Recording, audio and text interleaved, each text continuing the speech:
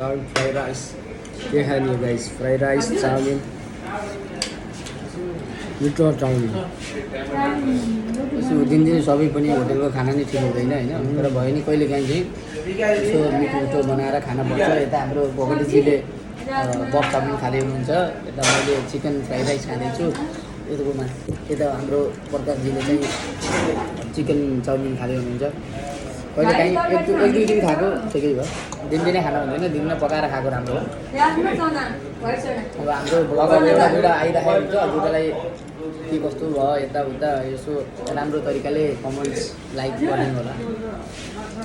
अब यो च्यानललाई कसरी राम्रो बनाउनु भनेर यसो कमेन्टमा पनि हामीलाई भनिदिनु होला होइन दर्शक लिनको सपोर्ट नभइकन हामी अब माथि बढ्न सकिँदैन त्यही भएर यसो सहयोग गर्नु होला